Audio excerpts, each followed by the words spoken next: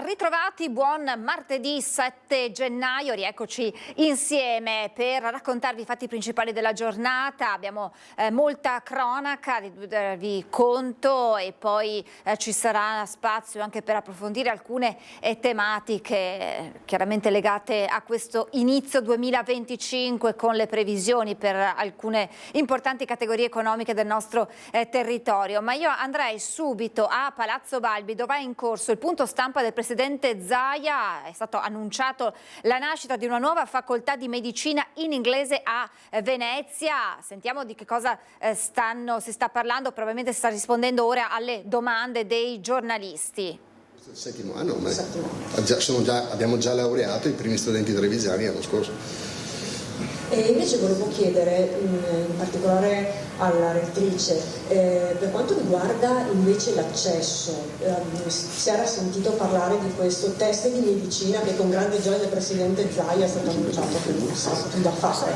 Ci sono novità? Come avete intenzione di organizzarlo? La rettrice si è laureata a Padova, vi ricordo. Allora, non c'è nessuna novità, non dipende dalle università. Siamo totalmente in balia del Parlamento, stiamo aspettando che si decida che cosa si dovrà fare. Al momento non sappiamo ancora se ci sarà un test d'accesso prima dell'estate o comunque subito dopo l'estate, oppure se si prevede questo semestre unico, quindi con l'iscrizione libera e il test d'accesso posticipato di 6 mesi. Ma per ora non ho nessuna informazione da darvi proprio perché non le abbiamo. E due domande, di fatto non sono 100 posti in più, ma sono i 100 posti che si spostano da Padova a Venezia. Sì. E invece i docenti sono gli stessi? I docenti sono gli stessi, che poi parlano cambiano, inglese. certo. Beh, guardi, noi a Padova abbiamo parecchi docenti che parlano inglese, perché se ci pensate su 200 e rotti corsi, 206 corsi di studio, ben 53 corsi di studio sono erogati interamente in lingua inglese a Padova, per cui insomma, come dire, c'è una sorta di preparazione, di allenamento anche a questi corsi di studio internazionali. E quindi sì, saranno, per quello che dicevo, che saranno i docenti che pendoleranno tra Padova e Venezia, mentre gli studenti saranno qui residenziali. E ultimissima domanda, di questi 100 quanti sono italiani? Allora, questo non lo so, perché l'anno prossimo vedremo le iscrizioni. Di Padova. A Padova gli italiani sono circa il 60%, la percentuale è 40 internazionali, considerando come internazionali sia europei che extra UE. Perché poi insomma noi dobbiamo dare il numero degli extra UE per i visti, e poi invece abbiamo anche studenti che arrivano dal resto d'Europa. Ma quelli che si iscrivevano a questo corso erano motivati a farlo, o tanti si sono iscritti al corso inglese perché non sono riusciti a entrare a quello italiano? Allora, questo bisognerebbe chiederlo agli studenti, però allora, per gli internazionali di sicuro si iscrivono direttamente unicamente al test d'accesso in inglese, però guardi, non penso che siano soltanto coloro i quali non siano riusciti ad entrare nel corso in italiano. Questo perché, le dicevo, anche sui 53 corsi di studio che noi abbiamo in lingua veicolare, quindi in inglese, ad esempio, non so, faccio psicologia, ingegneria, ne abbiamo moltissimi. Moltissimi sono studenti italiani che vogliono studiare in lingua veicolare. Questo non necessariamente perché pensano ad un futuro fuori dal paese, ma perché dà molte più opportunità. Altro ragazzi? Prego. Dunque sì, è conclusa, quasi conclusa la conferenza stampa, questo punto stampa a Palazzo Balbi del presidente Zaia. Avete sentito la rettrice Mapelli, si è parlato della nascita di questa facoltà di medicina in inglese a Venezia. Poi chiaramente vedremo se riusciremo a ricollegarci con Ilaria Marchiori per le interviste, per approfondire meglio poi questa sera nel corso dei nostri telegiornali tutti i dettagli di questa novità in Veneto, a Venezia per l'esattezza. Una notizia che arriva da Schio, dove i carabinieri la scorsa notte sono intervenuti all'interno di un appartamento dove è stato trovato il corpo senza vita di un 32enne cittadino nigeriano. L'attività investigativa attualmente in corso è coordinata dal magistrato di turno della Procura della Repubblica di Vicenza, intervenuto sul posto insieme al medico legale. La salma è stata spostata all'obitorio dell'ospedale Alto Vicentino di Sant'Orso a disposizione dell'autorità giudiziaria. Da chiarire dunque le cause di questo decesso. Momenti di paura, quelli vissuti sabato mattina nel centro culturale islamico di via Jacopo da Montagnana. Siamo all'Arcella, quartiere di Padova. Un esagitato ha aggredito l'imam e un bambino. L'imam non lo ascolta e chiede di rimandare il colloquio dopo la preghiera. È bastato questo a far scattare la violenza al centro culturale islamico Bangladesh Cultural Center di via Jacopo da Montagnana all'Arcella. Sabato mattina alle 6, poco prima dell'inizio della preghiera islamica del mattino, un ragazzo tunisino era entrato nel centro culturale. Dopo aver aspettato la fine della funzione religiosa e aver ricevuto una nuova richiesta di attesa, il 25enne ha afferrato il collo dell'imam e lo ha stretto forte. Solo l'intervento di altri partecipanti alla preghiera ha evitato il peggio, riportando la situazione alla calma, solo per poco, perché il tunisino, ancora in stato di agitazione, ha preso poi di mira un bambino presente alla cerimonia religiosa, tentando nuovamente di afferrarlo per il collo. Ancora una volta l'intervento dei presenti ha fermato la violenza. Alcuni hanno così avvertito la polizia, che è giunta sul posto ed è riuscita a bloccare il 25enne, che ancora molto agitato continuava a farneticare frasi sconnesse. È stato necessario anche l'intervento dei medici. Una volta identificato, si è scoperto che il 25enne tunisino era entrato irregolarmente in Italia nel 2022 e dal 2023 era destinatario di un provvedimento di espulsione per 5 anni dal territorio nazionale emesso dal prefetto di Padova. Il giovane aveva anche precedenti per droga, minacce, violenza privata e resistenza pubblico ufficiale. Il questore ha disposto il trasferimento al CPR di Roma. Tragedia della strada, morto a 20 anni per un infarto mentre viaggiava in autostrada con la famiglia. La vittima è il triestino Luca Parodi, giocatore di baskin della squadra dei Bazinga. A ricordarlo è il responsabile della compagine giuliana, Giulio Pituzzi.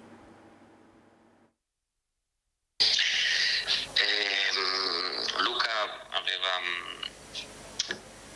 una maniera del tutto particolare di vivere il basking, la vita e il gruppo, in una maniera molto simpatica, divertente e giocosa. La sua battuta, il suo motto, oserei dire, che lo usava spesso con noi, anche con gli altri gruppi di cui faceva parte: che bello essere qui. Questo esemplifica un po' la sua maniera di vivere e quello che poi ci ha donato e che ci resterà. La comunità del baskin e della Trieste sportiva tutta è in lutto per la morte di Luca Parodi, ventenne triestino colto da un infarto mentre viaggiava in macchina sull'autostrada 4 con mamma, papà e il fratello di 17 anni. A ricordarlo con affetto, mettendo in luce la positività d'animo del ragazzo nonostante gli ostacoli che la vita gli aveva messo di fronte, è Giulio Pituzzi, responsabile della compagine triestina del Bazinga Baskin, la disciplina cestistica che vede giocatori normodotati e con disabilità giocare assieme. Uno sport e una comunità in cui il giovane aveva trovato soddisfazione e una grande comunità di amici e divertimento. La tragedia si è consumata nel tratto di strada tra San Donà e Cessalto in direzione Trieste, dove la famiglia stava rientrando. Luca si è sentito male e il padre si è fermato subito lungo la corsia d'emergenza allertando i soccorsi. Il ventenne è stato trasportato d'urgenza all'ospedale di San Donà, ma è morto poco dopo il ricovero. Sul posto è intervenuta anche la polizia stradale. Per la famiglia e i tanti che hanno condiviso momenti di gioia con lui, un dolore profondo e indefinibile a parole. È del tutto inaspettata e non possiamo far altro che abbracciare caldamente tutta la famiglia, gli amici, tutti quelli che l'hanno conosciuto e che l'hanno apprezzato in questi anni. Ci spostiamo a Treviso, l'ex caserma Serena deve essere svuotata e possibilmente chiusa, lo chiede a gran voce il sindaco Mario Conte, intanto attende il vertice in prefettura per valutare le zone rosse della città. Chiederemo a gran voce al governo lo svuotamento e possibilmente anche la chiusura della caserma Serena. 700 profughi in quella struttura sono troppi, rischia di essere una bomba ad orologeria. Lo aveva già detto chiaramente ai nostri microfoni venerdì, ma ora il sindaco Mario Conte va oltre. La situazione è pericolosa, soprattutto dopo l'ultimo episodio di una violenta rissa che ha visto coinvolti proprio alcuni ospiti dell'ex caserma Serena. Bisogna far qualcosa e l'unica cosa che si può fare è svuotarla, perché 700 persone di etnie diverse, con sensibilità diverse, a volte anche con religioni diverse all'interno dello stesso immobile, francamente sono troppe. Abbiamo già vissuto periodi con questi numeri con le stesse criticità, se non addirittura peggiori, e non vogliamo più rivivere quel tipo di esperienza. Intanto sul fronte sicurezza a Treviso si attende il vertice in prefettura per valutare le zone rosse della città, quelle che andranno maggiormente sorvegliate e monitorate. Penso in modo particolare alla zona stazione di Via Roma, che è storicamente una delle zone leggermente più critiche, perché è una zona di passaggio che porta alla stazione, e quindi cercheremo di capire se attraverso le direttive ministeriali abbiamo la possibilità di rafforzare ulteriormente la presenza di forze dell'ordine in quel quadrante per garantire ai nostri cittadini la sicurezza reale oltre che percepita. I gravi fatti accaduti nell'ultimo periodo tra risse, aggressioni, rapine e l'omicidio di via Castelmenardo hanno acceso un segnale di emergenza. Sono fenomeni ai quali non eravamo abituati e non abbiamo alcuna intenzione di abituarci. Succedono perché c'è una presenza di extracomunitari molte volte alterati troppo importante, e quindi da questo punto di vista dobbiamo lavorare sia sul binario dell'integrazione sia sul binario della repressione, perché evidentemente questa presenza in quel quadrante di città, molti riconducibili tendenzialmente alla caserma Serena, sta creando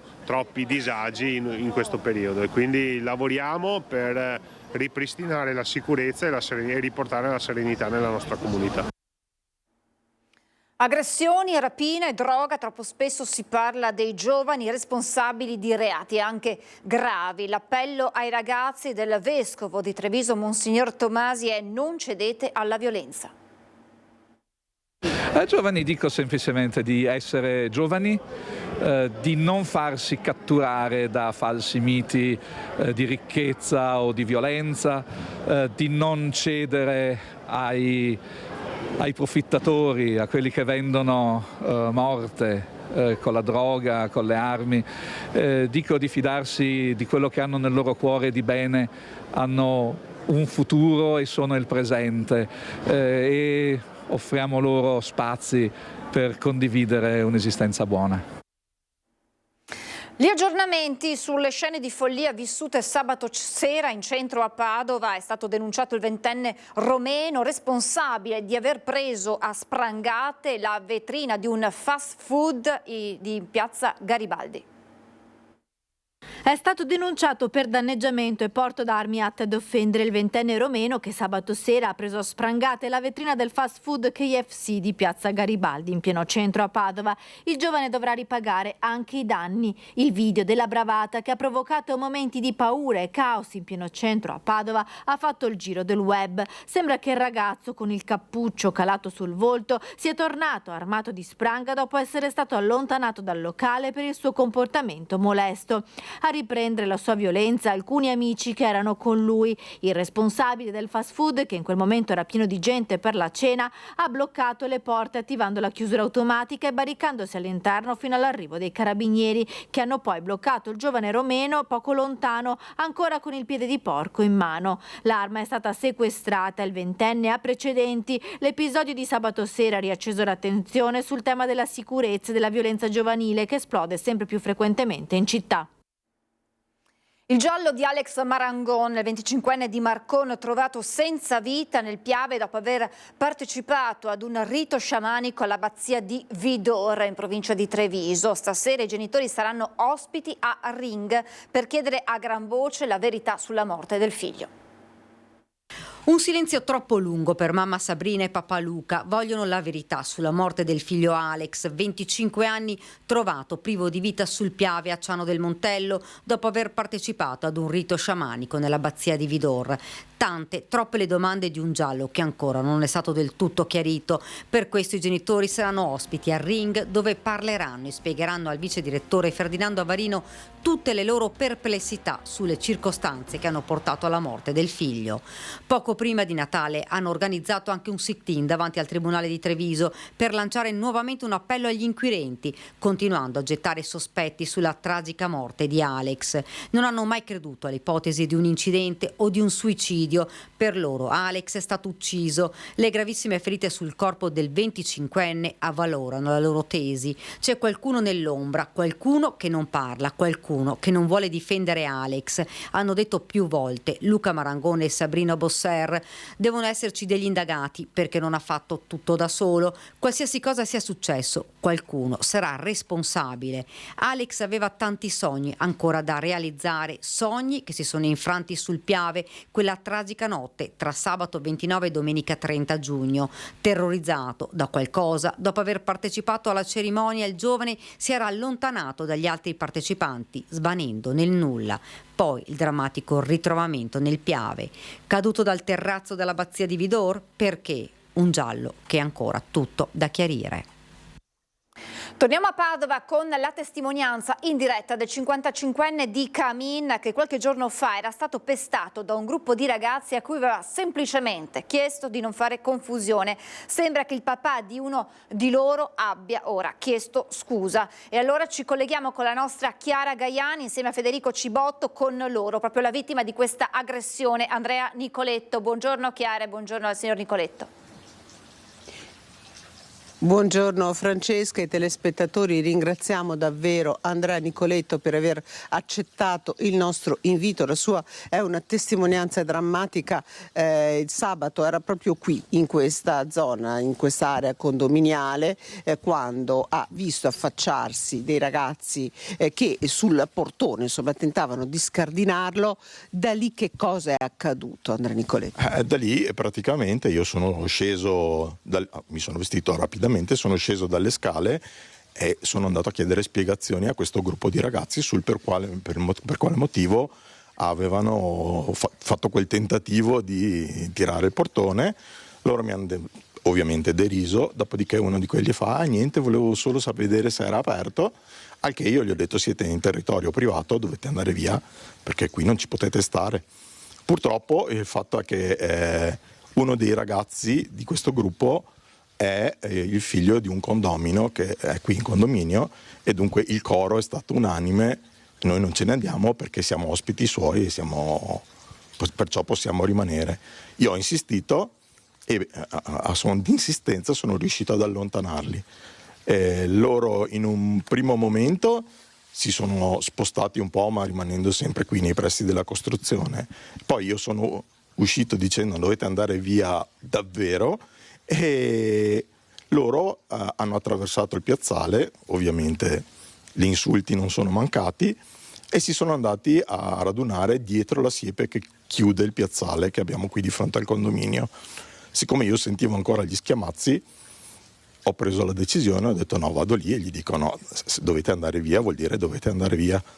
Appena sono arrivato, uno dei ragazzi, vestito con un piumino bianco, mi ha affrontato, si è avvicinato con aria molto minacciosa. A quel punto gli ho detto guarda io non voglio lo scontro, io faccio una denuncia ai carabinieri e poi ve la vedete voi.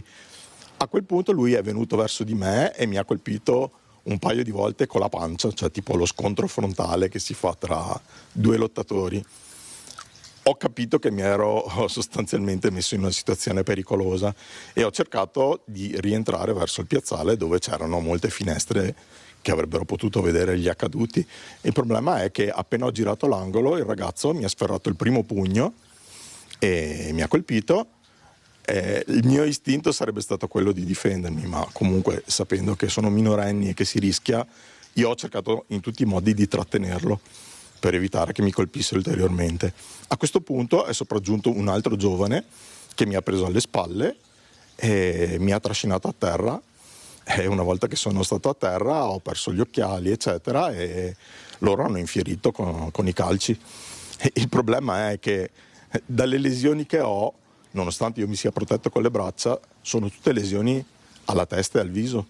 Questo sta a significare che il punto in cui cercavano di colpire era quello. Questa cosa può provocare la morte di una persona. Sono felice di essere scampato vivo. Che cosa ha pensato in quei momenti? Tra l'altro nessuno veniva a soccorrerla. Beh, intanto sì, la prima cosa è ci sono tante. Lei urlava, immagino. Sì, certo. Ci sono tante finestre, qualcuno uscirà. E invece purtroppo dalle finestre delle case non è uscito nessuno per intervenire. E l'altra cosa era un senso di frustrazione, perché insomma se non ci si sente più al sicuro nemmeno a casa propria, cioè di queste cose è vero, in questo periodo se ne sentono tante, però cioè, un conto è sentire che capita in qualche zona magari più a rischio o nel centro della città eccetera. Noi qui siamo in un quartiere tutto sommato tranquillo e ritrovarsi in una situazione del genere qui significa che adesso dovrò fare molta attenzione. Se ce lo sta raccontando, lei lo deve a sua moglie, è stata lei a urlare, a fermare questa aggressione? Sì, certo, lei si è affacciata sul nostro balcone che dà proprio sul piazzale con il cellulare in mano e ha gridato ai ragazzi: ho chiamato i carabinieri e arrivano. Il problema è che sì, è vero, è arrivata una pattuglia della polizia, ma è arrivata dopo 40 minuti, non so se sarei sopravvissuto. Lei è stato curato in pronto soccorso, poi ha sporto anche denuncia. Sì, io sono stato curato in pronto soccorso e al termine, quando ci sono state le dimissioni, mi aspettavo, ma forse a torto, che venisse qualcuno a raccogliere la mia denuncia, visto che era un'aggressione, e invece ho contattato gli uffici della polizia e mi hanno detto che il giorno successivo sarei dovuto andare a fare denuncia personalmente. Se non che poi la questura il giorno dopo era chiusa per le festività e dunque mi hanno mandato a fare la denuncia al comando dei carabinieri, dove ho trovato un maresciallo che ha raccolto tutto. Ha ricevuto anche un messaggio di scuse da un genitore in queste ore? Sì, ho ricevuto un messaggio di scuse dal genitore del ragazzo, quello che abita qui nel condominio, in cui afferma di aver capito che suo figlio ha fatto una cosa grave e che anche il figlio lo ha capito e che prenderà tutte le precauzioni perché queste cose non succedano più. Però a post, dopo l'aggressione, non so che tipo di valenza abbia un messaggio di questo genere. Cioè, forse sarebbe stato meglio non far avvicinare queste persone fin dall'inizio. Ecco, la cosa che a me ha colpito molto è proprio la rabbia con cui lei ci racconta si sono buttati su di lei questi ragazzi. Sì, assolutamente. E tra l'altro, avendoci parlato poco prima, non credo che fossero né sotto l'influsso di alcol né di altro. Cioè era una rabbia lucida, del tipo ci stai disturbando, ci stai dando fastidio e adesso ti dobbiamo punire per questa cosa. Sì, è stata molto gratuita. Ecco, molte persone, cioè purtroppo a Padova ce ne sono stati vari episodi di violenza, li avete anche raccontati. Chiuderei questa intervista intanto ringraziandolo per averci raccontato quello che ha fatto. Lei sta dormendo in questi giorni, come sta davvero dentro? Cioè, cosa pensa le accadrà da domani in poi? Beh, oddio, allora sto dormendo molto meno del solito e ovviamente anche per le lesioni riportate, che non è che mi facciano dormire molto. Le riflessioni sono soprattutto sul fatto di aver fatto bene o male a rendere pubblica questa faccenda, perché in molti mi hanno detto adesso ti devi aspettare delle ritorsioni o cose del genere. Sono anche convinto che intanto queste persone qua, con o senza la pubblicità, sarebbero potute tornare in qualsiasi momento a fare quello che vogliono. E dunque in realtà il silenzio non è la cosa giusta. E secondo, proprio perché c'è questo fiorire di azioni da parte di tanti gruppi di giovani, credo che le forze dell'ordine e chi è preposto debba fare una riflessione anche in merito al fatto che questa legge che protegge i minorenni credo sia sorpassata, cioè non sono più, secondo me, i ragazzi per tutelare i quali queste leggi erano state fatte. Ora ci troviamo di fronte con delle persone diverse.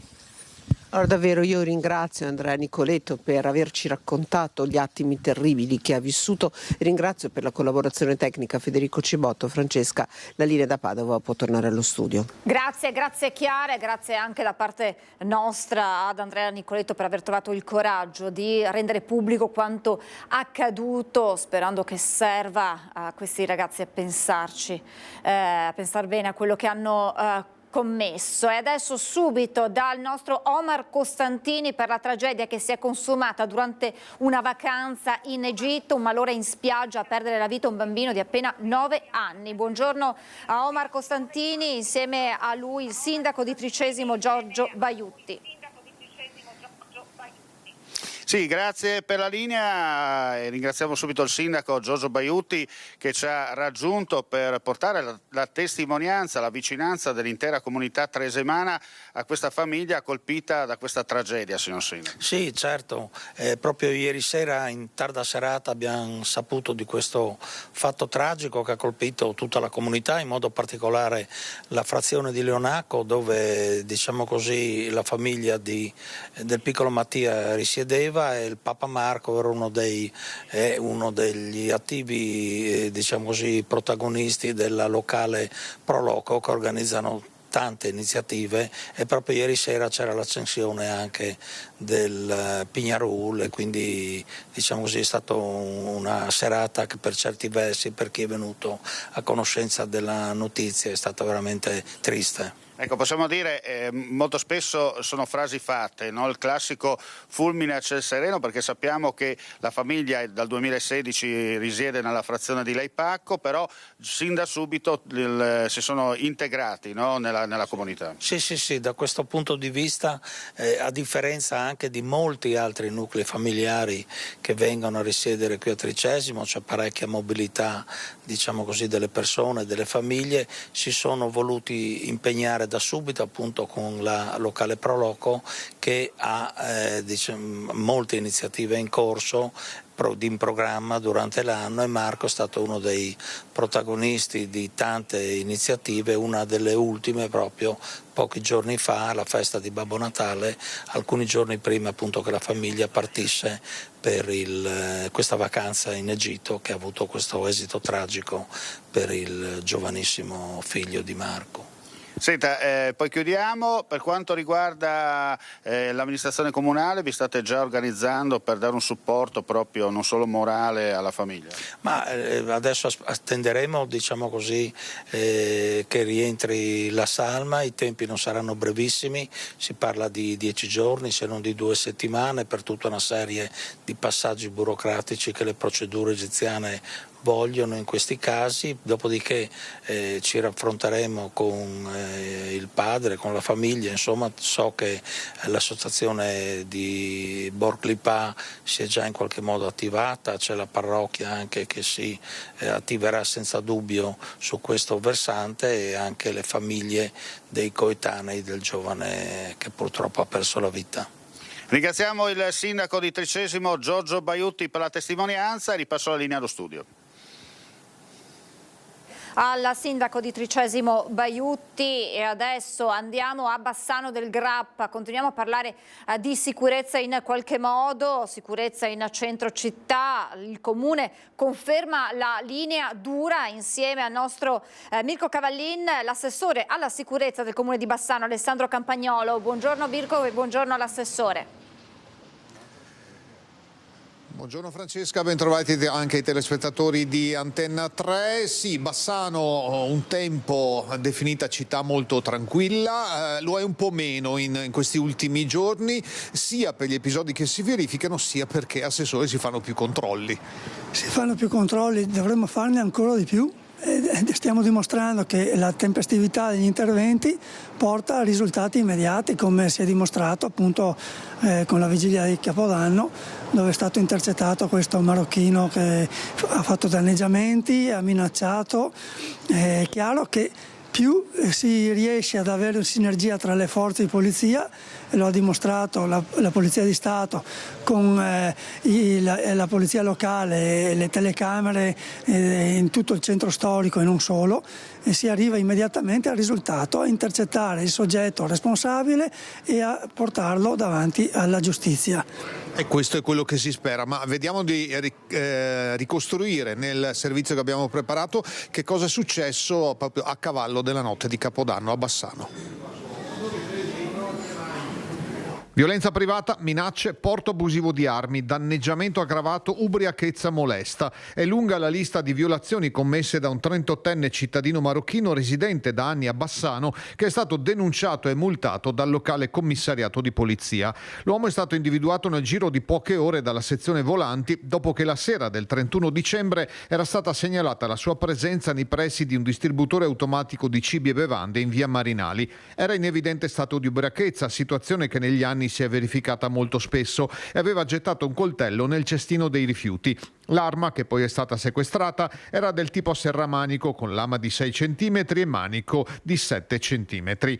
In base alle testimonianze raccolte dai poliziotti, il 38enne aveva poco prima importunato alcune ragazze nella vicina piazza Garibaldi e molto probabilmente aveva danneggiato il citofono di un'abitazione, come è stato verificato grazie alle immagini fornite dalla polizia locale di una telecamera di videosorveglianza attiva nella zona. Successivamente lo stesso marocchino aveva minacciato altri ragazzi brandendo il coltello. Non essendoci i tempi previsti dalla legge per applicare la flagranza del reato, all'uomo è arrivata solo una denuncia in stato di libertà, ma la preoccupazione è forte dato che si tratta di una persona presente nel Bassanese ormai da 16 anni e spesso protagonista di molestie e vari reati, compresi furti, rapine, lesioni, resistenza, violenza e minacce a pubblici ufficiali e ubriachezza molesta. Appena 4 giorni prima di Capodanno aveva infastidito altre persone alla mensa San Francesco, ricevendo anche in quel caso una denuncia. Ora è in stato di libertà, ma i timori che possa tornare a delinquere sono molto forti.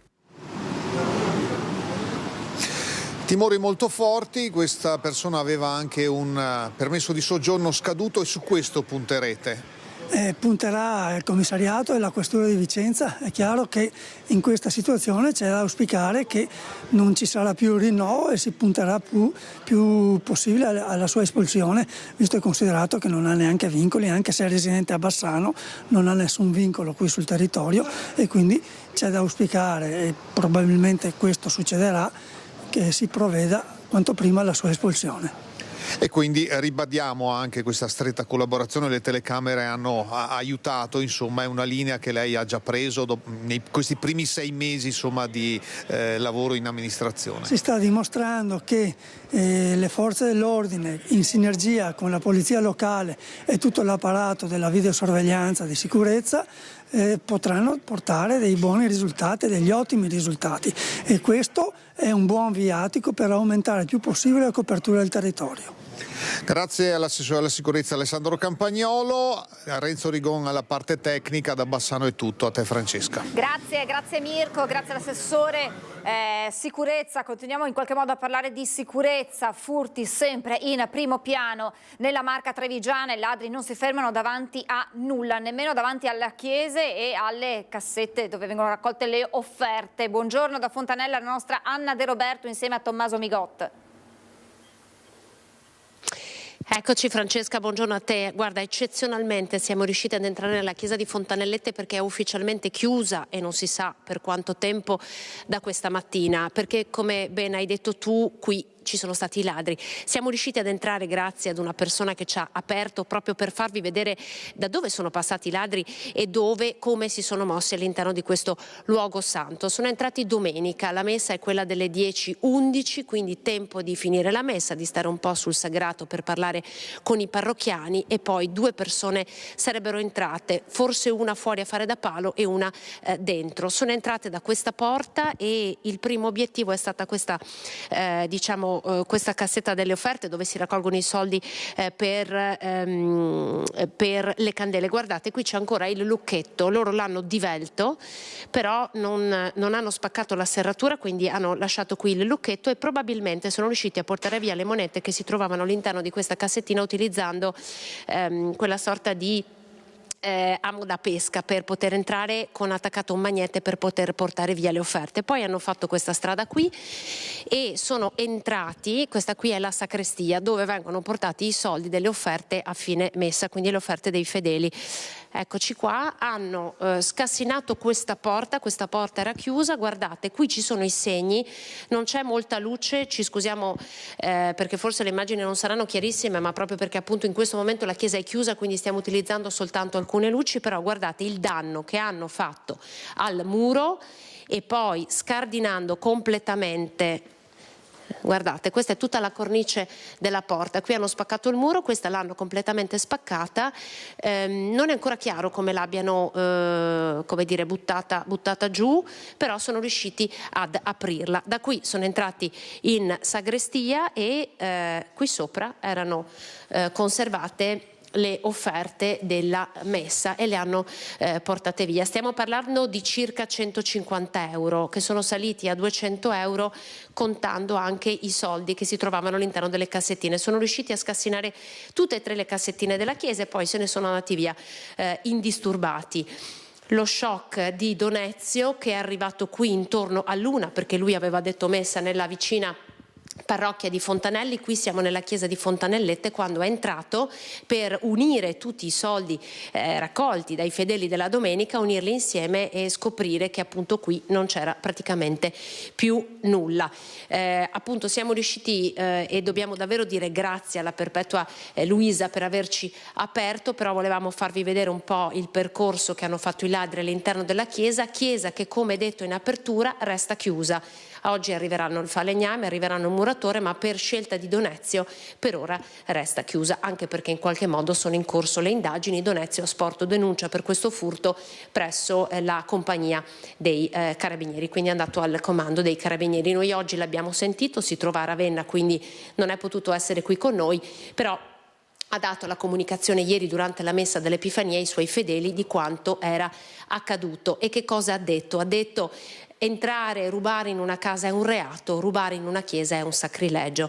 Quindi in queste affermazioni, nelle sue parole, tutta l'amarezza, insomma, per un gesto così, un gesto che ha colpito davvero tanto la comunità. Queste erano le offerte dei fedeli. Non è escluso che i fedeli possano, come dire, far partire una raccolta fondi per finanziare le spese per rimettere in piedi questa porta e per sistemare anche le cassettine, perché la spesa potrebbe essere ingente. Per riparare questa porta potrebbero volerci circa 1.000 euro. Ecco, questa è la chiesa appunto di Fontanellette. Noi adesso guadagniamo l'uscita proprio perché appunto ci hanno aperto gentilmente. Comunque, Francesca, questo quanto accaduto. Da oggi ufficialmente la chiesa di Fontanellette è chiusa e non si sa fino a quando. Tanta tristezza, anche perché sono appena terminate le festività natalizie, dal Natale all'Epifania con l'arrivo dei Re Magi, e sapere che il giorno dopo la chiesa resta chiusa è davvero fonte di amarezza per tutti i parrocchiani. Grazie davvero Anna, grazie a Tommaso Migotte, grazie naturalmente anche a chi ti ha permesso di entrare in chiesa, di mostrarci proprio in tempo reale quello che hanno lasciato dietro di sé i ladri nella loro azione. Adesso noi ci fermiamo per la pubblicità, tra pochissimo.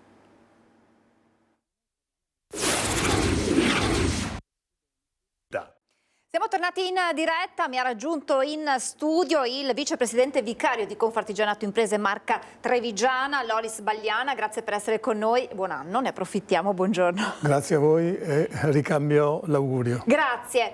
Allora, vicepresidente, tra l'altro poi capiremo anche, insomma, questo è un suo incarico sopraggiunto dopo le dimissioni del presidente, capiremo insomma anche le tempistiche per conoscere il nome del nuovo presidente di Confartigianato. Però veniamo agli ultimi dati che riguardano l'export per quanto concerne il manifatturiero. È un export che subisce quella che è la situazione economica, la situazione anche a livello europeo, ma non solo. Abbiamo un calo nel 2024 del 2,3% delle esportazioni rispetto al 2023 e lei dice questo è un campanello d'allarme, è indicativo di che cosa, di che situazione?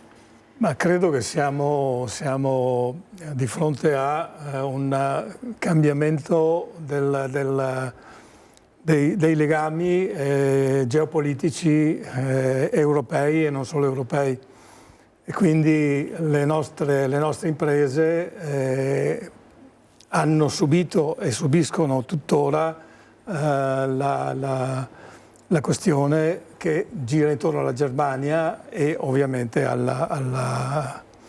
all'Ucraina e quindi il calo delle esportazioni verso tutti quei paesi, compresa la Russia, è un calo che si fa sentire.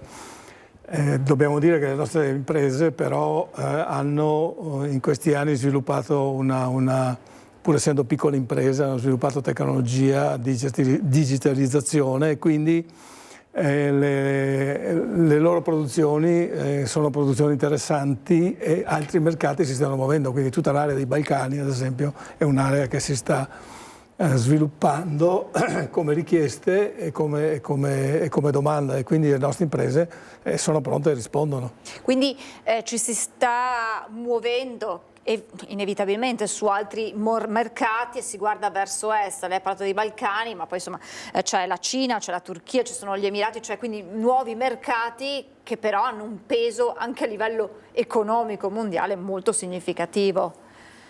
Hanno un peso importante e hanno anche un'economia che sta crescendo. Ecco, questo bisogna sottolineare. Se l'area che abbiamo definito, di cui abbiamo parlato prima, che era l'area della Germania e i paesi che stanno intorno, in questo momento sta soffrendo, ci sono altri paesi invece che stanno crescendo, e quindi la domanda sale verso il nostro paese.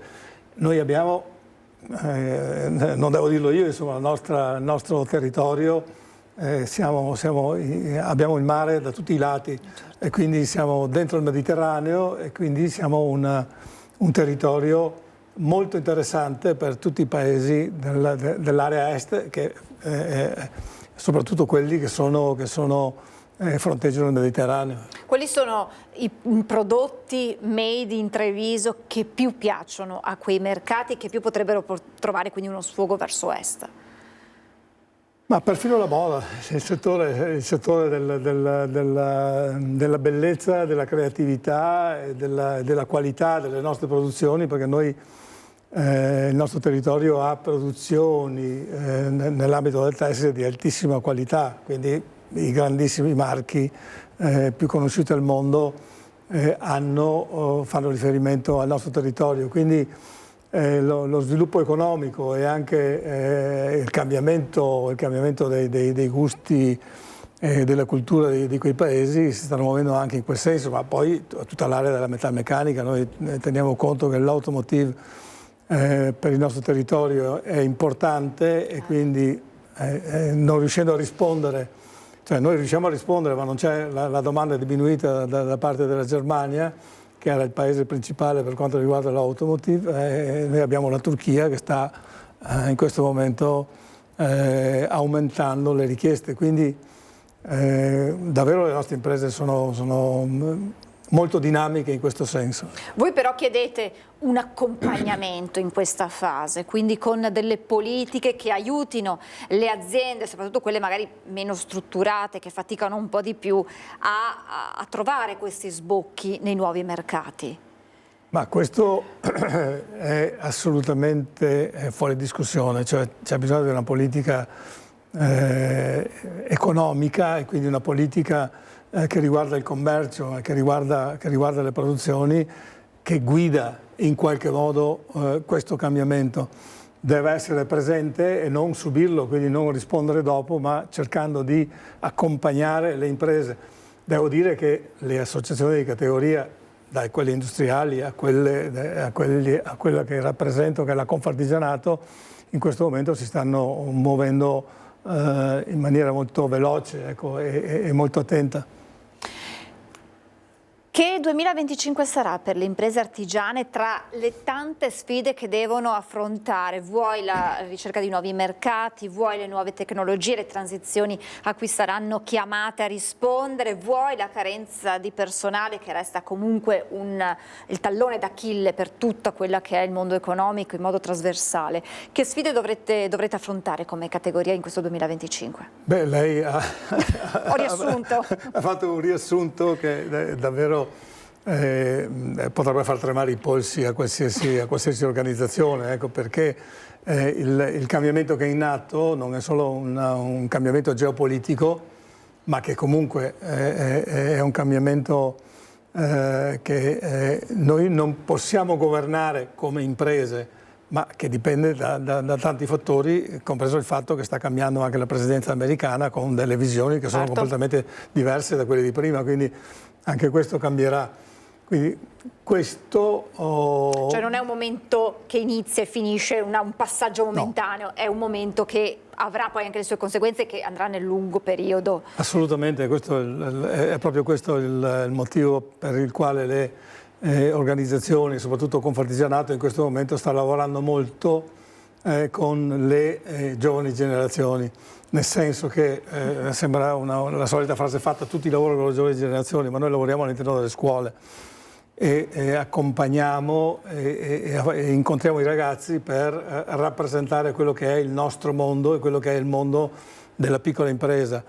Le risorse umane sono davvero poche, e quindi noi cerchiamo di valorizzare le risorse che abbiamo, ma soprattutto di incontrarle e di far capire loro che anche la piccola impresa può essere un luogo di soddisfazioni personali, di soddisfazioni per la vita, perché la piccola impresa non è solo il luogo dove c'è solo lavoro o quantità di lavoro, ma dove c'è tutta la tecnologia che trovano nelle grandi imprese, la trovano anche nelle piccole imprese, tutta l'innovazione e soprattutto, proprio perché sono piccole imprese, l'area del smart, chiamiamola, che è l'area della digitalizzazione, sta trovando una grande espansione, con tutti i rischi poi della digitalizzazione. Oggi insomma, la cronaca che voi trasmettete è piena di fatti dove le persone entrano, hackerano e quindi sono in grado di approfittare anche anche di questo, ma si sta lavorando per difendersi anche da questo. Voi puntate sempre più, proprio per far capire ai giovani quanto sia importante la vita in azienda, quanto non sia solo lavoro, di fare entrare, di portare gli studenti dalla classe all'azienda. Quindi non si studia solo a scuola, ma si studia, si impara soprattutto a contatto con chi quel lavoro lo fa da sempre. Sì, credo che Confartigianato, nel rapporto con i giovani, sta cercando di trasmettere un messaggio che è un messaggio importante. Cioè, tu dentro un'impresa artigiana sei una persona, tu per un'impresa artigiana sei un valore, non sei manodopera. E quindi dai giovani ci si aspetta il contributo di lavoro, ma ci si aspetta naturalmente il loro contributo istintivo di creatività, di innovazione, di voglia di cambiamento. La piccola impresa è pronta a questo. E i giovani sono pronti? Io credo di sì. Non li ho incontrati molte volte, ma nell'ultimo periodo sono andato a incontrare i giovani all'interno delle scuole, ma soprattutto, mi pare di averlo detto anche recentemente, cerco di parlare anche con i genitori di questi giovani. E lì vengono fuori delle grandi diversità, ecco, delle aspettative dei genitori, che sono aspettative che a volte sono aspettative arcaiche, non sono aspettative che riguardano il futuro, ma riguardano più una loro aspettativa del passato, oppure ci sono da parte invece dei genitori la consapevolezza che devono essere sostenitori dei loro ragazzi e delle loro ragazze, e in alcuni casi ci sono dei genitori davvero in gamba, ecco. Quindi quando parlavamo prima delle difficoltà, ci sono delle difficoltà globali, ma poi piano piano le difficoltà entrano dentro la famiglia, entrano dentro la scuola, certo, entrano dentro il mondo del lavoro, e il mondo del lavoro fatto di tantissime microimprese o piccole imprese ha tanti imprenditori che hanno bisogno a loro volta di essere preparati, di essere formati, di capire qual è l'evoluzione. E questo è il lavoro che facciamo in Confartigianato attraverso i tanti corsi, i tanti percorsi che sono definiti per quanto riguarda la categoria in sé di piccolo imprenditore, ma soprattutto nelle tante categorie, perché poi la Confartigianato è suddivisa dai meccanici ai sarti, quindi ognuno ha una categoria con una propria rappresentanza, con un proprio percorso di formazione, e quindi questo è davvero un grosso aiuto al cambiamento che aiuto per migliorare la percezione e non solo, e anche la qualità del lavoro all'interno delle piccole imprese in un momento come questo di grandissimo cambiamento e a volte anche di come possiamo dire, la sensazione che si può avere di essere qualche volta abbandonati. Ecco, questo non accade e non accade mai perché non parlo solo per la Confartigianato, ma tutte le organizzazioni in questi ultimi anni stanno mettendo in piedi modalità di ascolto molto superiori a quelle che c'erano un tempo. Quindi rappresentanza sì, ma rappresentanza vicendevole. Noi ti rappresentiamo e tu ci rappresenti. Certo. Cioè il concetto che l'artigianato è bello è un concetto che deve passare più attraverso le famiglie che attraverso i ragazzi. Forse i ragazzi lo hanno capito, le famiglie un po' meno. Lei non vuole sbilanciarsi, ma insomma abbiamo capito.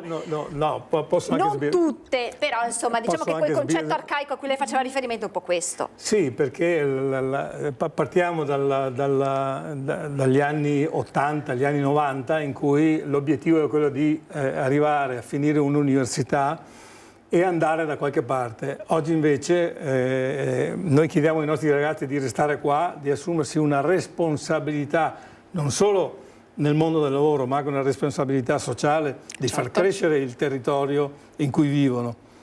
Questo è, quindi stiamo chiedendo forse molto di più di quello che veniva chiesto un tempo ai genitori, che era solo quello di costruirsi una carriera e costruirsi un futuro. Oggi il futuro bisogna costruirlo per la propria famiglia, ma anche per il proprio territorio, perché nessun cambiamento e nessun vantaggio può essere solo per la famiglia o solo per il territorio. Un'ultimissima domanda flash, lei l'ho detto vicepresidente vicario, dopo le dimissioni del presidente Bernardi, tempistiche per la nomina del nuovo presidente. Sappiamo che c'è tutto un iter da rispettare nello statuto, per cui insomma come si sta... C'è un iter che stiamo cercando di accorciare, ma deve essere comunque un iter che richiede l'ascolto dei territori, perché non può nascere un presidente improvvisamente perché c'è una persona che si fa conoscere di più, si fa conoscere meglio, ma ogni territorio viene incontrato, ci sono delle persone che andranno a parlare con tutti i territori parleranno con i loro soci, perché alla fine emerga un presidente che rappresenti davvero le aziende socie da una parte, e dall'altra un presidente che sia anche in grado poi di dialogare con tutto il resto del mondo. Parliamo del mondo territoriale, con la provincia, con la regione, e con tutti gli organismi che ci sono nel nostro territorio, che sono organismi fondamentali per la qualità della vita. Assolutamente.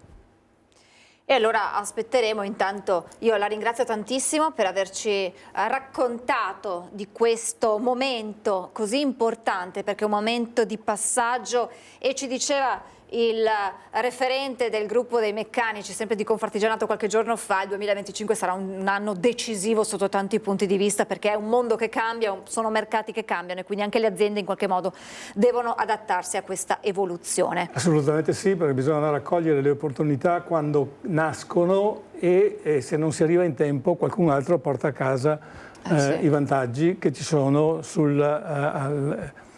rispetto al cambiamento. Grazie davvero al vicepresidente vicario di Confartigianato Imprese Marca Trevigiana, Loris Bagliana. Torneremo ad aggiornarci presto con voi per ulteriori novità relative a questo 2025. Grazie davvero e buon lavoro e buona giornata. Grazie a tutti e tanti auguri ancora. Grazie davvero, e noi vi mostriamo subito il sondaggio di oggi. Eccolo qui, regionali, la Lega deve correre da sola, questo chiaramente relativo alle elezioni regionali in Veneto. Sapete che si dovrà decidere sul terzo mandato, e allora se la vostra risposta è sì, 0422 16 26 691, 0422 16 26 690. Se la vostra risposta è no, Lega che deve correre da sola, e quindi con una spaccatura all'interno del centrodestra. Questi sono i rumors di questi ultimi giorni. Questo il sondaggio, l'esito questa sera nel corso di Ring. Saluto, lo ringrazio e auguro buon anno al presidente di Ascom Confcommercio Belluno, Paolo Doglioni. Buongiorno Presidente, ben ritrovato, buon anno. Buongiorno a voi. Abbiamo appena fatto un bilancio per quanto riguarda Confartigianato, o meglio le previsioni per il 2025. Noi invece facciamo un passo indietro, Presidente, e vediamo di capire come sono andate queste ultime settimane del 2024, segnate chiaramente per il vostro settore dallo shopping natalizio. Un bilancio positivo? Ma sicuramente le feste hanno portato molta gente, molti turisti, e quindi c'è stato movimento e anche possibilità di acquisto. Ora guardiamo ai saldi che sono partiti da qualche giorno, e anche questi, secondo i dati, l'ufficio studi di Confcommercio, si prevede che siano simili a quelli dell'anno scorso. C'è un'inflazione comunque da tener presente. Quello che è positivo è che si è riscontrato il ritorno agli acquisti nei negozi, almeno queste sono le proiezioni, e meno nell'online, per una tripla E: economia, ecologia e etica. Forse molte volte il fatto di comprare qualcosa in un negozio fisico è anche esperienziale, è di contatto umano, e poi tutta la merce che ritorna dall'online, perché non facente, non soddisfacente, va gettata. È un fatto ecologico drammatico di costi, e quindi questo ci fa ben sperare anche per questi saldi che stanno arrivando. Poi siamo ancora pieni per qualche giorno, ma credo ancora per una decina di giorni, una settimana sicuro, nelle nostre attività ricettive, e quindi tutta questa gente italiana ma anche straniera qualcosa comprerà se vede che ci sono delle opportunità, e noi stiamo offrendole. I saldi sono sempre un momento di discussione anche all'interno della vostra categoria, tra chi mette in discussione quel sistema che è ormai vecchio, visto come stanno cambiando anche le abitudini, vuoi perché è un periodo comunque preceduto da una serie di svendite promozionali, di attività che si muovono poi in modo autonomo. Oggi come oggi i saldi hanno ancora senso ad esistere con queste modalità, quindi i saldi a gennaio e poi i saldi estivi? Ma direi di sì, un qualche cosa che faccia da cassa di risonanza per gli acquisti. Io credo che chiunque di aspetti, se ha da comprare un qualche cosa, arriva e acquista in questo momento. Ritengo possano essere rivisitati in qualche maniera, e questo le associazioni di categoria, le nostre associazioni, parlo in maniera particolare della moda, stanno ragionandoci. Quindi aspettiamo quello che può essere il riscontro in questo momento dei saldi e vediamo come andrà a finire. Gli acquisti del periodo natalizio, insieme poi ai saldi che arrivano subito dopo, sono ancora un volano per i bilanci delle attività, o il bilancio annuale non può più far conto su questi due momenti così importanti? No, sicuramente sono motivo di interesse per i bilanci, perché si fa cassa, e quando si fa cassa il bilancio va bene per forza, e poi torno ancora una volta al sistema dell'affezione. Se qualcuno va, acquista, si rende conto che il negozio è veramente un negozio pronto a soddisfare certe richieste, e anche l'online cala sicuramente l'attrazione che può avere. Lei ha fatto riferimento in alcuni passaggi ai turisti. Sono loro il vero soggetto su cui si punta rispetto al cittadino normale per la vera svolta, diciamo così, in questo periodo? Servono tutti e due, chiaramente. Io dico, più gente c'è, più possibilità d'acquisto c'è. Se noi abbiamo un'attrattività, e tutto il Veneto è attrattivo, non solamente le nostre montagne, è chiaro che questa gente quando arriva la propensione ad acquistare forse è più forte che quando sono a casa loro. Tutti noi quando usciamo dal nostro territorio, se troviamo qualche cosa di interessante lo acquistiamo. Ecco, importante è offrire qualche cosa di interessante. Diciamo che la notizia vera e propria è quella a cui lei faceva riferimento, quelle 3E che hanno determinato un calo degli acquisti online e un ritorno al negozio di prossimità, che è un po' la battaglia dei sindaci e anche di voi rappresentanti di categoria. È un passaggio importante questo. Sicuramente, sicuramente, ma teniamo conto anche una quarta E, che è il fatto esperienziale.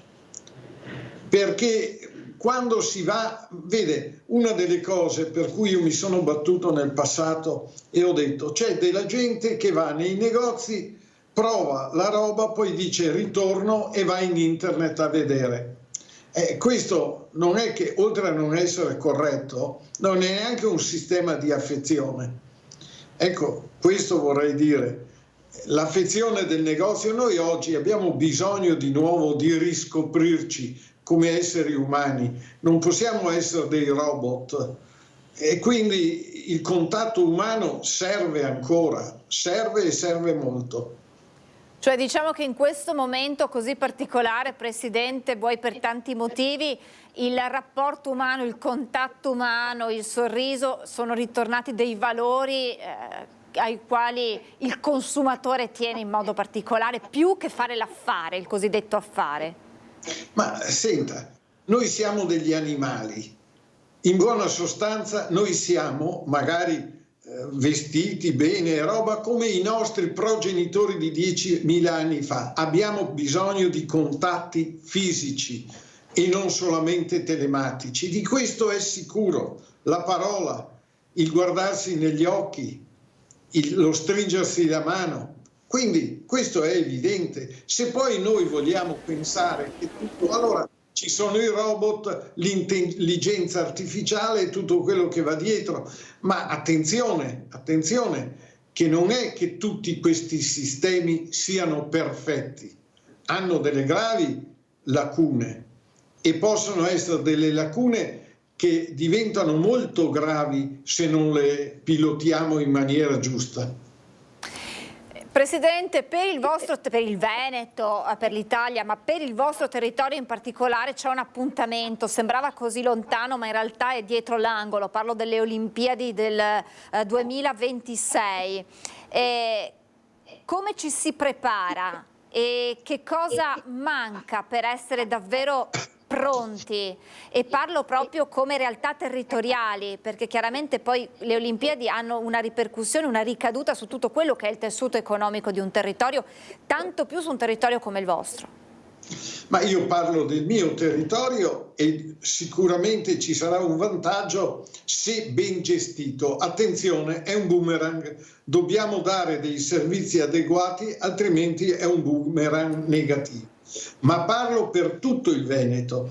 Queste Olimpiadi devono essere un'opportunità per tutto il Veneto, la montagna ma anche la pianura. Noi siamo una regione che può offrire di tutto. Parto dalla più lontana che è Verona, con Giulietta Romeo, l'Arena e tutto quello che può essere la zona veronese, ma andiamo a Vicenza col Palladio, a Padova con la città d'arte, a Treviso con le colline e il Prosecco, le zone umide di Rovigo e poi, lasciatemi dire, Venezia, che è un unicum e tra l'altro ha una quantità di turisti enormi. Ecco, se tutti questi possono essere spalmati nel nostro territorio, creano ricchezza reale per tutto il Veneto. Questo è importante, cercare di fare una sinergia. Lei mi diceva che cos'è che non va, la mancanza di sinergia. Dobbiamo lavorare tutti quanti insieme per raggiungere un obiettivo che è un obiettivo di eccellenza e di attrazione reale per tutti quelli che vengono da tutto il mondo. Ma pensate, l'ho detto più volte, uno che viene dalla Cina, dall'India, dall'America, dice quanti chilometri sono? 100. Beh, è attaccato. Parlo di poter avere un'esperienza extra Olimpiadi e quindi portare ricchezza in tutto il territorio. È veramente un po' come la pioggia, scende, ma se c'è una discesa bagna tutta quanta la pianura. Siamo ancora in tempo per creare quella sinergia? Io mi auguro di sì. Io farò di tutto per cercare di fare questo.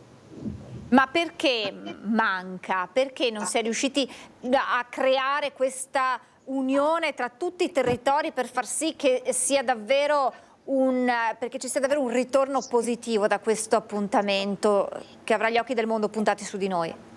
Purtroppo è storico sto fatto, è la regola dei campanili e quella regola dei campanili in un mondo attuale deve sparire. Ci devono essere le macro aree che lavorano in sinergia e creano ricchezza che viene trasferita da una parte all'altra. Questa è la realtà. Siamo noi gli attori, non è che sia un fatto esogeno, siamo noi che dobbiamo cambiare un qualche cosa e se lo cambiamo lo dobbiamo cambiare per lavorare nell'interesse di tutti per la ricchezza che come la pioggia bagna da tutte le parti. È un appuntamento al quale bisogna rispondere presenti, non ci sono scusanti, non ci si può trovare impreparati ad un evento olimpico come questo. Dobbiamo noi categorie con il potere politico regionale e perché no anche nazionale trovare delle formule che siano delle formule possibili. Ecco, anche questo, le formule devono essere possibili. Non posso chiedere la Luna, perché la Luna non l'avrò, ma delle cose possibili sì, e da lì partire. E dopo, come in tutte le cose, queste grandi manifestazioni possono veramente portare molto, perché noi siamo un territorio, lo ripeto ancora una volta, unico nel mondo. Pochi territori sono belli e hanno una varietà di offerta come l'abbiamo noi e quindi sfruttiamolo. Per fare questo siamo noi gli artefici della nostra fortuna o della nostra sfortuna. Speriamo sia della nostra fortuna assolutamente. Presidente, grazie davvero, come sempre un piacere ascoltare le sue analisi su quella che è l'attualità e naturalmente avremo tempo per tornare ad aggiornarci strada facendo per raccontare come appunto quella sinergia che lei ha invocato sta crescendo e speriamo insomma che cresca in modo importante. Grazie al Presidente di Ascom Confcommercio. Auguri di buon anno a tutti. E che sia un anno che ci porti verso il successo delle Olimpiadi. Grazie al Presidente Paolo Doglioni, a risentirci Presidente, grazie, buon lavoro. E adesso noi ci fermiamo, abbiamo la pubblicità e poi tornando in diretta dovremo collegarci con Luisa Bertini da Schio per il giallo di quel 32enne nigeriano di cui vi ho dato notizia poco fa, trovato senza vita in una abitazione. A tra pochissimo.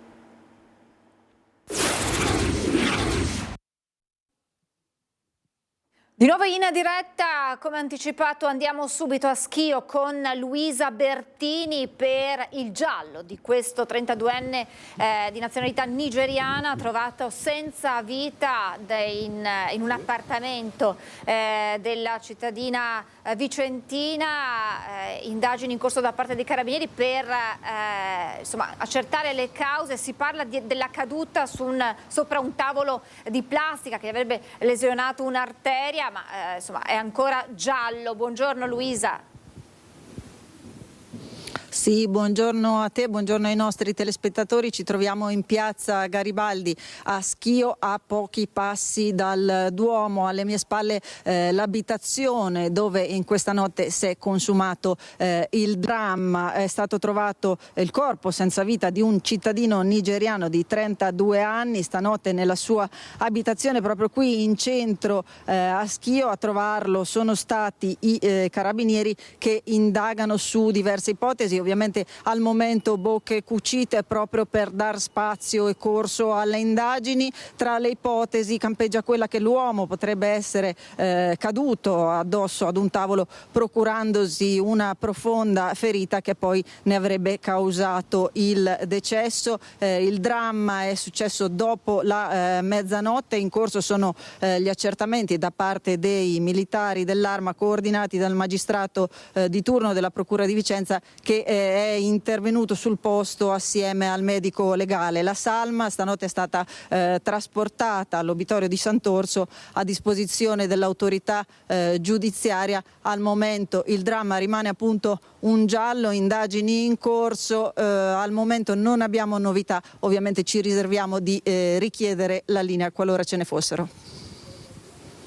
Luisa, grazie a Luisa Bertini, chiedi la linea in qualsiasi momento per aggiornarci su questa tragedia che si è consumata ieri sera a Schio. E adesso chiedo alla regia, a Simone Merlo e a Fabio Fagliero, di mostrarci nuovamente il sondaggio di oggi relativo alle elezioni regionali, mentre è ancora in discussione ipotesi terzo mandato. Si fa strada un'altra ipotesi, quella di una Lega che possa correre da sola con una spaccatura di fatto all'interno del centrodestra. Lega deve correre da sola. 0422 1626 691 se la vostra risposta è sì, 0422 1626 690 se la vostra risposta è no. La chiamata è gratuita. L'esito del sondaggio questa sera nel corso di Ring. Abbiamo parlato di artigiani, abbiamo parlato di commercio. Manca un'altra voce importante dell'economia veneta, quella degli albergatori in una città, nella città più bella del mondo, la nostra Venezia. Allora saluto e ringrazio per essere con noi il vice direttore dell'Associazione Veneziana Albergatori, Daniele Minotto. Buongiorno vice direttore, grazie per essere con noi, buon anno anche a lei.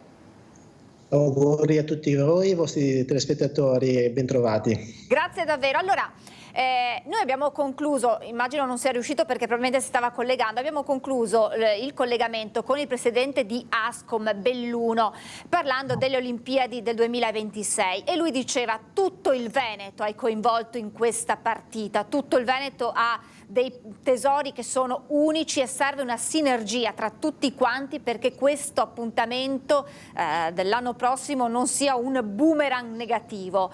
Come la vedete voi in Venezia, che sarà sicuramente al centro delle Olimpiadi, anche se si disputeranno altrove, ma comunque chi arriverà qui per le Olimpiadi un passaggio a Venezia sicuramente lo farà? Beh, sicuramente è un evento importantissimo che darà risalto alla nostra regione, che è splendida, con un'offerta turistica straordinaria. Per quanto riguarda la nostra città, noi ci stiamo attrezzando ormai in questi ultimi anni dal post-Covid per migliorare sempre di più quella che è l'offerta turistica veneziana. L'offerta turistica veneziana è di altissimo livello, circa il 65% dei posti letto in città sono composti dalle prime due categorie, i 4 e i 5 stelle, e stanno crescendo sempre di più in questi anni, quindi arriveremo pronti per le Olimpiadi e comunque per quello che è il futuro nel brevissimo, dove saremo pronti con circa 40 strutture alberghiere sulla categoria di 5 stelle e 5 stelle lusso. Se pensiamo che fino a una decina d'anni fa non arrivavano a 10, è stato fatto un enorme salto di qualità a scapito della quantità, ma verso sempre di più una qualità di altissimo livello. Cambia l'offerta ricettiva perché cambia la tipologia di turista. Dai dati che voi avete del 2024 emerge non più un turismo mordi e fuggi, ma un turista che vuole assaporare la bellezza della città godendosi più giorni a Venezia.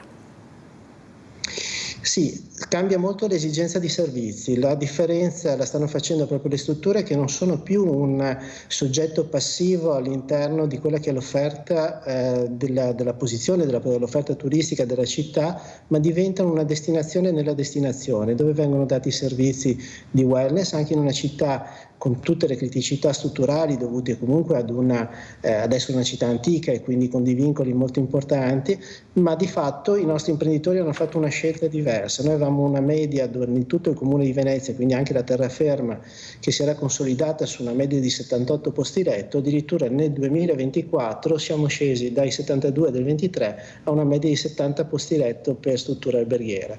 Quindi le stesse strutture che davano più spazio verso per raccogliere più persone all'interno della struttura, hanno dedicato lo spazio per dare più servizi, una qualità delle stanze diverse, e difatti abbiamo registrato un calo relativamente sensibile per quanto riguarda gli arrivi, ma un aumento per quanto riguarda le presenze e proprio nelle categorie più elevate. Questo è anche un modo, in qualche modo, per contrastare quel turismo poco elegante che abbiamo raccontato spesso anche nei nostri telegiornali? Sicuramente il fatto di attrarre una clientela che non vuol dire semplicemente perché paga di più, ma che vuole vivere meglio quello che è il soggiorno, non solo per una visita fugace, ma il vivere di più la città, quindi essere un pochino più dei cittadini veneziani, fa sì che molti episodi che registravamo nel periodo pre-Covid abbia cambiato molto le cose. Gli ospiti si sono abituati sempre di più a prenotare, difatti abbiamo una visibilità più di lungo periodo, specie per quelle che appunto sono le categorie che hanno un prodotto di alta qualità. E questo si sta diffondendo sempre più nella città e di conseguenza anche i comportamenti, perché ovviamente anche la struttura che ha meno ospiti ma che si fermano di più, anche più tempo per poter insegnare quelle particolarità e quelle attenzioni su una città straordinaria qual è Venezia, e quindi attenzione, educazione e rispetto di quella che è un patrimonio per l'umanità. In qualche modo il turista diventa parte lui stesso della città in quei giorni in cui la vive, seppur da turista, ma ne apprezza anche quelle che sono le fragilità rispettandole. Questo è un po' il principio che vi porta a questo cambiamento. Sì, è un cambiamento radicale, non è di sfruttamento della città, ma che deve essere un'opportunità proprio per la tutela, e quindi una maggiore attenzione, una grande attenzione per l'ambiente, quindi quello che riguarda la pulizia della città, per quanto riguarda gli agenti che possono essere inquinanti, quelle che sono di fatto dei cittadini che anche per qualche giorno ma diventano cittadini veneziani, cosa che abbiamo visto con piacere, che è stata premiata proprio perché il 70% di quello che è l'utile che dà il turismo lo dà il turismo pernottante, che però è il 30% rispetto alla massa complessiva. Infatti il provvedimento, come è stato anche quello del contributo d'accesso che abbiamo sempre sostenuto, premia quel turismo che dà di più alla città e tutela di più la città. Quindi ben venga il contributo d'accesso, voi l'avete sempre caldeggiato proprio perché possa essere un mezzo per un turismo che rispetti Venezia e tutte le sue peculiarità. Sicuramente il fatto di dormire nella città è il fatto di viverla a pieno, perché appunto scendere in Piazza San Marco sicuramente è il punto dove tutti quanti i turisti vogliono andare, come anche chi va a Roma vorrà andare a vedere San Pietro, andrà a vedere il Colosseo, però il fatto di viverla di più, viverla dentro la città, viverla anche all'interno del comune, quindi non solo per chi pernotta nella città antica, ma anche chi pernotta a Mestre, a Lido, a Marghera, in tutte quelle che è il territorio comunale, permette di avere una maggiore attenzione, una maggiore volontà di essere un pochino più cittadini e quindi di poter vivere e tutelare un pochino di più questa città. Questo sicuramente è una cosa che abbiamo visto, che sta premiando e che noi sosteniamo con grande favore, e facciamo sempre anche attività formativa per le nostre strutture proprio per garantire quelli che sono anche strumenti tecnologici che permettano di rendere più vivibile la città e che non abbia di punti di congestione eccessivi, perché la città viene sempre vista come soggetta ad overtourism, però è anche vero che vengono assaltate sempre delle parti della città. Se c'è una migliore distribuzione, una maggiore offerta di quelli che possono essere eventi, posti dove si può andare a frequentare la città, e quindi sicuramente gli ospiti delle strutture alberghiere, che dove vengono date anche delle informazioni che sono molto più dirette, permettono di rendere più vivibile anche per i cittadini veneziani stessi la città storica. Vice direttore, gli episodi di cronaca nera che hanno segnato purtroppo nelle ultime settimane, negli ultimi mesi, soprattutto la realtà di Mestre, ha in qualche modo influito negli arrivi a Venezia, o anche all'estero si riesce a distinguere cos'è Mestre e cos'è Venezia, centro storico? Allora, per noi è un'unica città e per il mondo, pensare di distinguere quello che è il centro storico rispetto a quella che comunque è una parte, quella più vissuta, quella più dove c'è maggiore concentrazione di cittadinanza, che è l'entroterra veneziano, è un po' difficile, perché pensiamo che l'86% della nostra clientela è straniera e la provenienza principale americana. Su un newyorkese si pone un problema di un'area di 50.000 abitanti rispetto a una di 200.000, quando un quartiere di New York è più grande di tutto il Veneto. Quindi sicuramente è difficile, però fortunatamente vediamo visti comunque come una meta sicura. È ovvio che la cosa brutta è il ritorno di immagine nel momento in cui soggiorna nelle strutture, magari nell'area vicino alla stazione di Mestre, dove ci sono degli episodi che sono sicuramente non belli e che danneggiano l'immagine, però da un punto di vista della sicurezza la città è comunque percepita come una società sicura, una città dove si può venire tranquillamente, dove il rischio è più grosso, in modo particolare nella città antica, riguarda più episodi di microcriminalità, ma che sono i borseggi, che comunque sono in tutte le città del mondo, e fortunatamente pensiamo all'immagine che sta avvenendo in Germania in questo periodo di Natale, con gli attentatori, quali sono i soggetti legati all'Islam, a cose al fondamentalismo, ovviamente la questione religiosa, e quindi sinceramente fortunatamente nel nostro territorio non ci sono episodi di questo tipo, siamo percepiti come un territorio sicuro, con un'ottima sanità, che anche questo è un elemento fondamentale per chi sceglie una destinazione come Venezia, quindi una certezza di avere anche delle cure adeguate qualora serve. Quindi ad oggi non ci sentiamo di dire che la questione sicurezza danneggi quello che è quelli che sono i potenziali ospiti in città.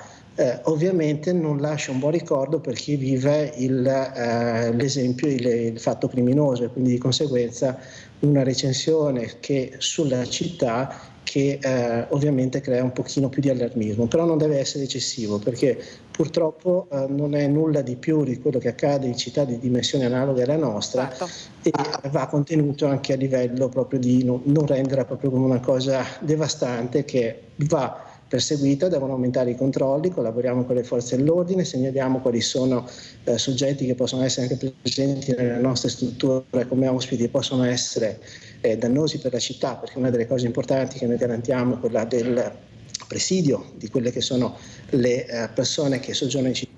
Abbiamo la questura qualunque soggetto che entri nelle nostre aziende, e di conseguenza collaboriamo per la sicurezza. Cerchiamo di ovviamente dare un presidio per il territorio e segnalare anche quando i nostri albergatori vedono sul territorio degli elementi anche non all'interno dell'albergo. Abbiamo una collaborazione stretta sia con il comando della Polizia Municipale, la questura e la prefettura. Un'ultimissima battuta, perché sono in chiusura, velocissimo. Il bilancio del fine delle festività hanno visto un particolare boom per il Capodanno. Sì, il Capodanno è stato davvero con numeri importanti, erano aperte circa l'85-90% delle strutture, perché comunque per noi la fase invernale, quella delle vacanze di Natale, non sono proprio un momento clou per quanto riguarda le città d'arte, però il Capodanno è stato sicuramente molto molto positivo, con punte superiori al 90% di occupazione, che si è protratta anche fino al periodo dell'Epifania, e adesso andiamo a guardare con grande ottimismo quello che è il Carnevale, i grandi eventi della città e la Pasqua. E allora noi ci aggiorneremo per capire come va anche il Carnevale, che è il grande appuntamento veneziano. Grazie davvero al vice direttore dell'Associazione Veneziana Albergatori Daniele Minotto. Buon lavoro vice direttore, torneremo presto ad aggiornarci con voi. Grazie davvero. Arrivederci, a presto, grazie a voi. Grazie, abbiamo fatto un bilancio trasversale, ma abbiamo toccato le principali categorie economiche del nostro territorio. Noi siamo in chiusura. Vi ricordo il sondaggio relativo alle regionali, il quesito: la Lega deve correre da sola, 0422 162 6691 se la vostra risposta è sì, 0422 162 6690 se la vostra risposta è no. L'esito questa sera nel corso di Ring, dove saranno ospiti del nostro vice direttore, ci saranno Gian Antonio Darè, Vanessa Camani del Partito Democratico, Nicola Talmi della CGIL, il senatore Luca De Carlo, coordinatore di Fratelli d'Italia in Veneto, e poi parleremo, lo abbiamo raccontato nel nostro servizio, i genitori di Alex Marangon, Sabrina e Luca, che chiederanno anche dallo studio di Ring la verità sulla morte di loro figlio. Siamo davvero in chiusura, ora vi lascio sigla, poi ci saranno le previsioni del tempo, la pubblicità, poi l'Info TV, il documentario Borgo Italia e il film Catch a Fire. Grazie ancora per essere stati con noi, buon proseguimento di giornata.